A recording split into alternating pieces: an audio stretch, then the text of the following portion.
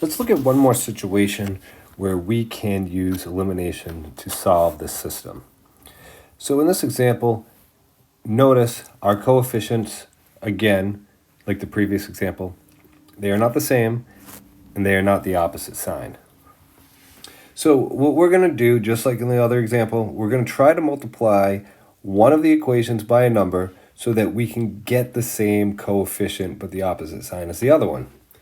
And we're not able to do this in this case. 5, we can't multiply times a whole number to get 2. 2, we can't multiply times a whole number to get 5. 3, we can't multiply times a whole number to get 4. And 4, we can't multiply times a whole number to get 3. And the constants, we don't need to worry about the constants because we're trying to eliminate a variable. So in a situation like this, what we're going to end up having to do is we're going to end up having to multiply both of the equations by a scalar multiple. And they're going to be different scalar multiples. So let's pick, should we eliminate the x's or should we eliminate the y's? In this case, I would probably choose to eliminate the y's, but I feel like in most cases, people always want to eliminate the y's. So I'm going to show you that you can eliminate the x's too. So what I'm going to do is I'm going to multiply the whole first equation times 2. Okay, so I'm going to try to eliminate the x's. So notice I'm choosing the coefficient of the variable that I want to eliminate from the other equation. So I multiply the first equation times 2. And then I'm going to multiply the second equation times -5. Now, why did I choose -5?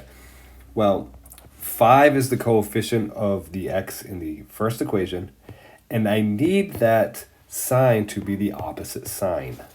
So that's going to result in -10x. And notice the next step when I add these two equations together, our x variable will be eliminated. Now let me just go ahead and finish multiplying throughout.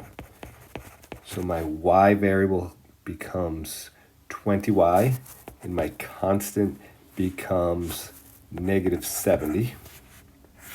So now I can add these two equations together. My x variables cancel out. I end up with 26y equals, oops, hold on. That does not look like a 26 to me. That looks like a 2yy. 26y equals -52. And then I can divide both sides by 26. Y equals -2. Okay, so that's half my solution. I'm then going to take that and I'm going to substitute it back into one of my other equations for y. Make sure that you pick the right variable to substitute for. I'm going to choose the second equation, mainly because there's a negative in the second equation that I'm going to multiply by -2, and that's going to result in a positive. And I just like working with positive numbers better. So we got 2x is equal to -6. So x is equal to -3. So my solution is -3, -2. Make sure that you write x before y. And remember, at this point, you should always check your solution in both equations. I am going to skip that step just for brevity's sake. I'll let you check those solutions on your own.